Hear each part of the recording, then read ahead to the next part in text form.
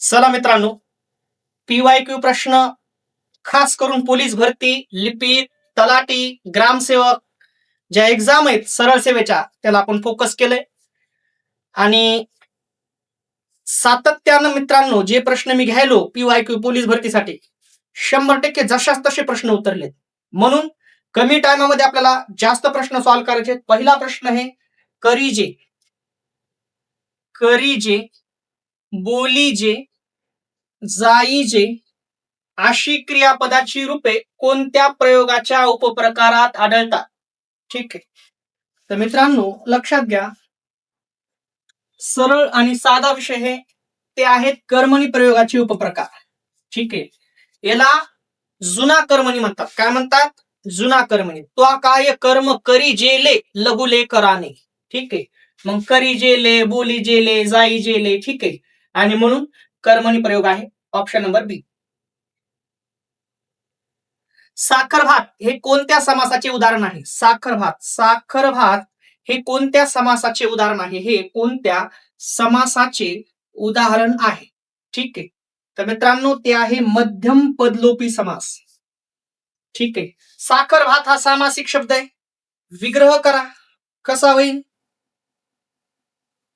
साखर घालून केलेला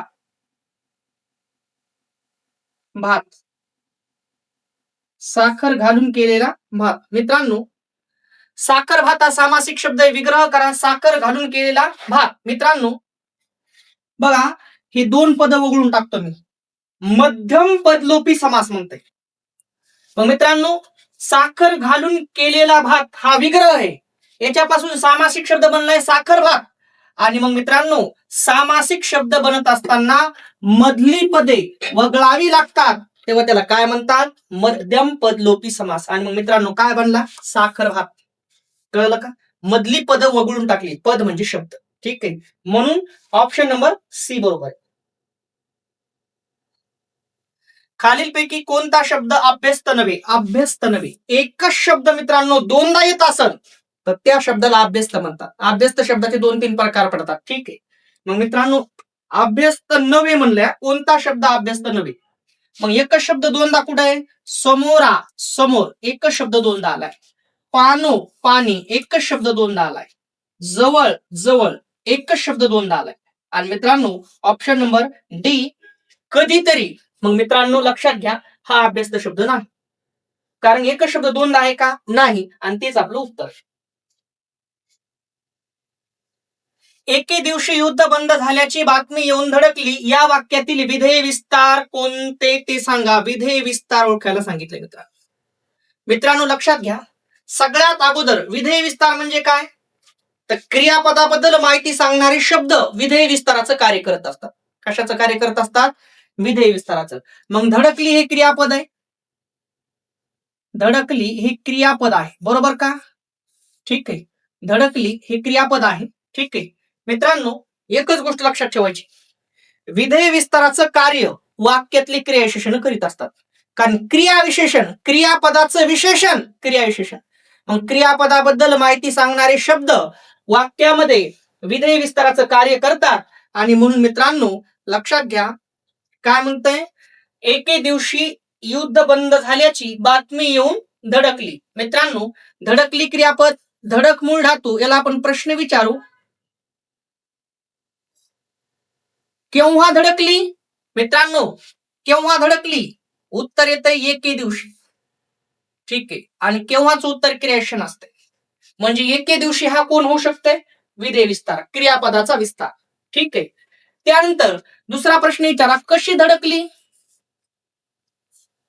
कशी धडकली? येऊन. ठीक आहे. मग मित्रांनो एके दिवशी, कारण कसाचं उत्तर सुद्धा क्रियाविशेषण असते. मग मित्रांनो एके दिवशी येऊन या शब्दांनी कोणाबद्दल माहिती दिलेली आहे? क्रियापदाबद्दल माहिती दिलेली आहे. आणि क्रियापदाबद्दल माहिती दिली कशामुळे कळालं? केव्हाचं उत्तर दिले, कशीच उत्तर दिले. आणि क्रियापदाबद्दल माहिती दिली कोण होते? विधेय विस्तार. ऑप्शन नंबर सी बरोबर आहे. येऊन एके दिवशी. मोरांच्या ध्वनीला काय म्हणतात? मोरांच्या ध्वनीला काय म्हणतात? मोरांच्या ध्वनीला काय म्हणतात? ठीक आहे, मोरांच्या ध्वनीला काय म्हणतात? तर मित्रांनो त्याला काय म्हणतात माहितीये का? केकारव. मोरांच्या ध्वनीला काय म्हणतात? केकारव.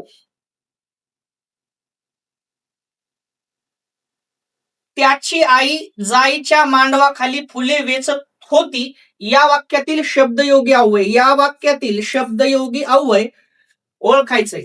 ठीक आहे, मग मित्रांनो शब्दाला जोडून आलं की त्याला शब्दयोगी अव्यय म्हणतात. मग मांडवाखाली, मग खाली हे शब्दयोगी अव्यय, कारण मांडव या शब्दाला जोडून आलेलं आहे. आणि मग मित्रांनो ऑप्शन नंबर डी बरोबर आहे. शब्दाला जोडून येणाऱ्या अव्ययाला शब्दयोगी अव्यय असं म्हणतात. विषय संपला मित्रांनो.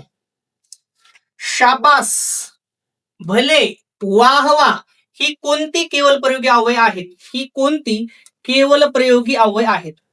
मित्रांनो आपल्या मनातील विचार व्यक्त करण्यापूर्वीच आपल्या मनात दाटून आलेल्या भावना आपण एखाद्या उद्गाराद्वारे व्यक्त करतो. त्या उद्गारांना केवल प्रयोगी अव्यय असं म्हणतात. आणि या केवल प्रयोगी अव्ययाचं नाव आहे प्रशंसादर्शक. जुनी माणसं आपण पाणी गिनी नेऊन दिले की म्हणजे शाबास, खूप छान काम केलं बाळा. मग शाबास म्हणजे काय? त्यांना आपल्याला प्रशंसा केली आहे. ठीक आहे, ऑप्शन नंबर डी. खाई त्याला खवखवे. बर, जे करीन ते त्याला चिंता येणार, त्याचा अर्थ आहे खाई त्याला खवखवे. या म्हणीचा विरुद्ध अर्थाची मन. मित्रांनो विरुद्ध अर्थाची मन म्हणते. ठीक आहे, मग चोराच्या मनात चालणे, कर नाही त्याला डर कशाला? ऑप्शन नंबर बी, कर नाही त्याला डर कशाला. खाई त्याला खवखवे, जे करेन त्याला चिंता आहे त्या गोष्टीची.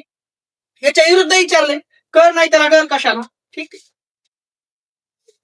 मला गेह नाही, गेह नाही या वाक्यातील गेह या शब्दाचा अर्थ सांगा. ऑप्शन नंबर सी बरोबर आहे, गृह.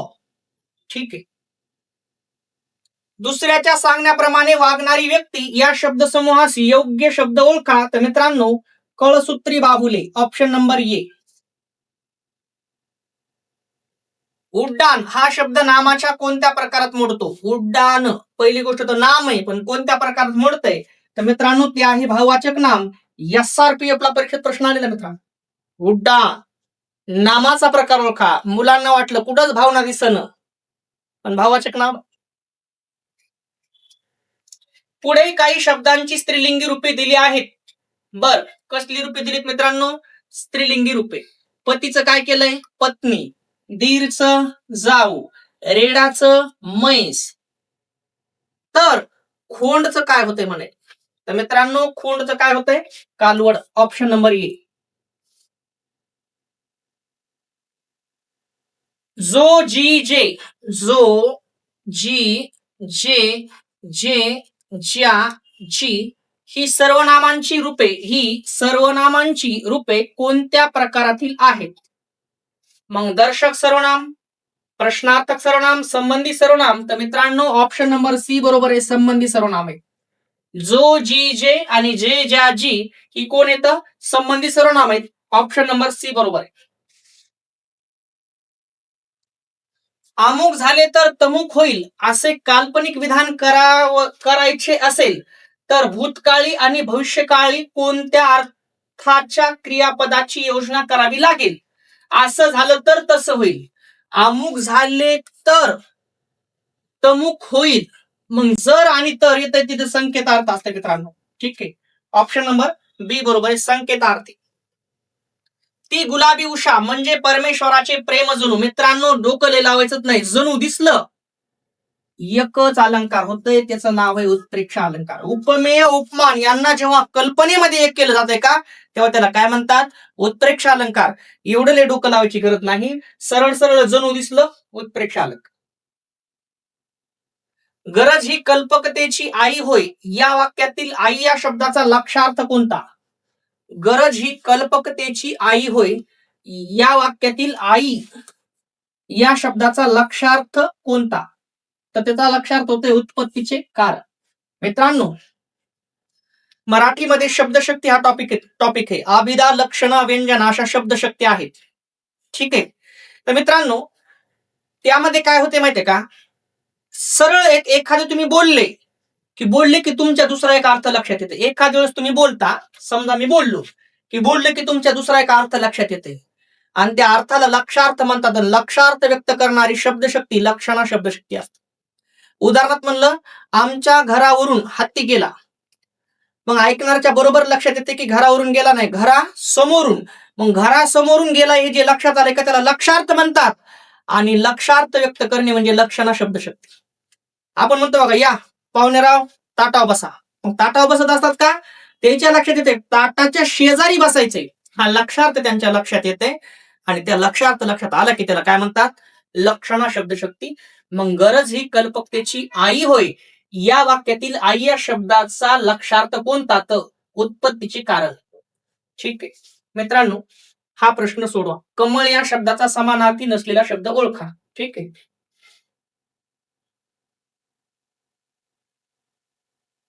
कमळ या शब्दाचा समानार्थी नसलेला शब्द ओळखा.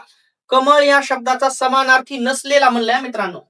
मग नलिनी, त्याचबरोबर नीरज, त्याचबरोबर पद्म, हे सगळे काय आहेत, समानार्थी आहेत. तर वायस म्हणजे कावळा मित्रांनो, हे समानार्थी होऊ शकत नाही. ठीक आहे. तिने आधी सर्वांना घरात बोलावून जेवायला वाढले, कारण जेवण वेळ टळून चालली होती. बर, हे वाक्य कोणत्या प्रकारचे आहे? ठीक आहे. तिने आधी सर्वांना घरात बोलावून जेवायला वाढले, कारण जेवण वेळ टळून चालली होती. मित्रांनो, दोन वाक्य सरळ सरळ. तिने आधी सर्वांना घरात बोलावून जेवायला वाढले हे एक वाक्य, जेवण वेळ टळून चालली होती असे दोन वाक्य येतं. जोडीत कोणी, कारण. मित्रांनो लक्षात घ्या, कारण हे कारणबोधक, कारणबोधक, गौणत्व सूचक, गौणत्व सूचक, उभयान्वयी अव्यय आहे. मित्रांनो एक लक्षात घ्या, तुम्हाला जर कळालं की दोन वाक्य असे कारणबोधक न जोडेत, विषय एकच सांगायचा, काय, मिश्र वाक्य. बाकी लय डोकं लावायचं नाही. वाक्याचा प्रकार मिश्र, लय डोकत लावायचं. कारणबोधक जेव्हा दोन वाक्य जोडते का, त्या वाक्याचा प्रकार बनतंय मिश्र. पुढचा प्रश्न आहे तुमच्या समोर, म्हणून ऑप्शन नंबर सी बरोबर केले आपण. चमचम हे कोणत्या प्रकारचे क्रियाविशेषण आहे? चला बोल. शमचम हे कोणत्या प्रकारचे क्रियाविशेषण आहे? तुम्ही जर बघितलं असेल मित्रांनो, आतापर्यंत आपण मराठीत पाठ काहीच करत नाही, जिथल्या तिथेच उत्तर असते त्याच.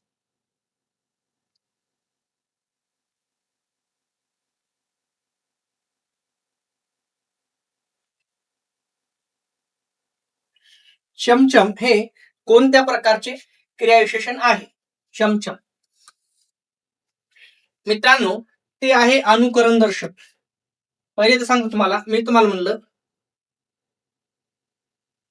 काच चमचम चमकते. ठीक आहे मित्रांनो, चमकते क्रियापद आहे. चमक मूळ धातू आहे आणि याला प्रश्न विचारा, कशी चमकते? कशी चमकते? चमचम. कसाचं उत्तर द्याले, क्रियाविशेषण आहे. आणि चमचम म्हणजे ध्वनीची निर्मिती आहे, म्हणून अनुकरण दर्शक क्रियाविशेषण आहे. म्हणून ऑप्शन नंबर काय मित्रांनो, सी बरोबर आहे.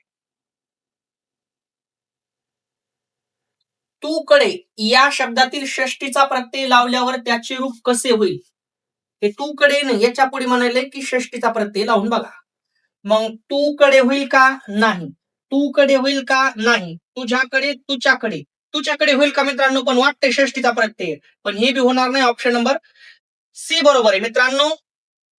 सा, ची आणि चे यांचं कार्य करतात तुझा, तुझी आणि तुझे. ठीक आहे, तुझा, तुझी, तुझे. मग तू कडे नाही, कसं? तुझ्याकडे. तू कडे या शब्दाला षष्टीचा प्रत्यय लावल्यावर त्याचे रूप काय होईल? मग षष्टीचा प्रत्यय लावल्यावर काय होईल मित्रांनो? तुझ्याकडे. ऑप्शन नंबर सी बरोबर आहे. पुढील नामाचा प्रकार ओळखा. चांगुलपणा, पणा लागला बघा इकडे, आणि पणा लागला की एकच भाववाचक नाम. ऑप्शन नंबर सी बरोबर आहे. पणा लागला की म्हणजे पणा हे प्रत्यय आहे. खाली शुद्ध शब्द ओळखा. काय ओळखायचंय? शुद्ध शब्द ओळखायचा आहे. तर मित्रांनो ऑप्शन नंबर ए बरोबर आहे. शुश्रूषा याला पहिला उकार, याला दुसरा आहे ष. षटकोनाचा. क्ष आणि ज्ञ यांना कोणती व्यंजने म्हणून ओळखले जाते? तर मित्रांनो ती आहेत संयुक्त व्यंजने. कोण आहेत? संयुक्त व्यंजने.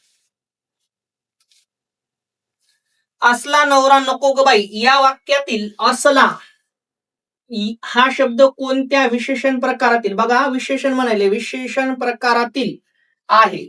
मित्रांनो नवरा हे नाम आहे. कसा आहे नवरा? असला. मग असला शब्दाने नवरा नामाबद्दल माहिती दिली म्हणून विशेषण आहे. पण मित्रांनो असला हा पासून असला बनते बघा. मग मित्रांनो हा कोण आहे? हा हे सर्वनाम आहे. मग हा या सर्वनामापासून असला बनलेलं आहे. मग मित्रांनो हा कोण आहे? सर्वनाम. म्हणजेच याचा अर्थ असा आहे मित्रांनो, ते कोण आहे? तर ते आहे सार्वनामिक विशेषण. का? नवरा नाम. असला शब्दानं नवराबद्दल माहिती दिली म्हणून विशेषण. मुळात असला हा पासून बनलंय, हा सर्वनाम आहे. सर्वनामापासून विशेषण बनलंय म्हणून त्याला आपल्याला काय म्हणता येईल? सार्वनामिक विशेषण. सर्वनामापासून बनलेल्या विशेषणांना सार्वनामिक विशेषण म्हणतात. दिसायला ते बघा ना, दिसायला तिथं सर्वनाम सारखं आहे पण ते आहे विशेषण. शकून या शब्दाचा विरुद्धार्थी शब्द.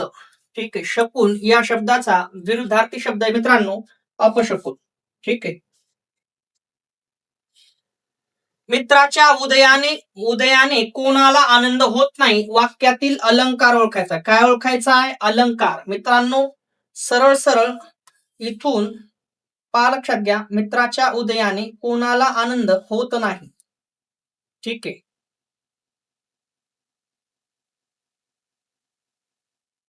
मित्र म्हणजे सखा म्हणजे सूर्य. मित्र म्हणजे सखा आणि मित्र म्हणजे सूर्य. मित्र म्हणजे सखा, सोबती, त्याचबरोबर सूर्य. मग मित्रांनो एकच शब्द आहे ना, अर्थ किती येतं? दोन. आणि एकाच शब्दाला अशी दोन अर्थांनी मारलेली मिठी म्हणजे काय? श्लेष अलंकार. म्हणजेच काय? श्लेष अलंकार. खालील वाक्यातील विधेयपूरक शब्द कोणते? प्रश्नच कळत नाही पोराला. विधेयपूरक शब्द म्हणते. ठीक आहे. तर मित्रांनो शामरावांनी विश्वासला बैदूल दिले. चला मित्रांनो दिले क्रियापद दी मूळ धातू दी नारे कोण? दी नारे कोण? शामरावांनी वाक्याचा कर्ता आहे. दुसरा प्रश्न काय दिलंय? बैदूल. अजून एका प्रश्नाचं उत्तर येतंय. कोणाला? कोणाला दिलंय? विश्वासला. मित्रांनो एकाच वाक्यात कायचं उत्तर, कोणालाच उत्तर? कायचं उत्तर असतंय? प्रत्यक्ष कर्म. प्रत्यक्ष कर्म आहे. आणि कोणालाच उत्तर असतंय अप्रत्यक्ष. अप्रत्यक्ष कर्म. आणि मित्रांनो लक्षात ठेवायचं तुम्ही काय? वाक्यातलं अप्रत्यक्ष कर्म कोण असतंय? विधेयपूरक असते. काय असते? विधेयपूरक. म्हणून ऑप्शन नंबर बी बरोबर आहे. विश्वासला. वाक्यातलं अप्रत्यक्ष कर्म शोधायचं, त्याला विधेयपूरक म्हणायचं. चाकूमुळे यातील मुळे हे कोणते अव्यय आहे? शब्दाला जोडून येणाऱ्या अव्ययाला काय म्हणतात? शब्दयोगी अव्यय. मग ऑप्शन नंबर डी बरोबर आहे. शब्दयोगी अव्यय आहे ते. मोजक्या शब्दात सांगितलेले तत्व. मोजक्या शब्दात सांगितलेले तत्व म्हणजे काय? तर त्याला सूत्र म्हणतात मित्रांनो. काय म्हणतात? सूत्र.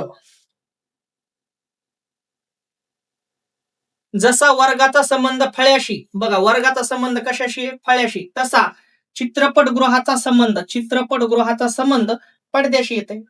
मित्रांनो व्हिडिओ आवडल्यास चॅनलला लाईक करा, शेअर करा, सबस्क्राईब करा. पुढचा व्हिडिओ कोणता टॉपिक घेऊन यावा, कोणती प्रश्नपत्रिका घेऊन यावी हे पण सांगा. तुमचे काही प्रश्न असतील तर कमेंट मध्ये टाकत जा. त्याचं उत्तर मी जसा वेळ भेटेल तसं टाकत जाईल.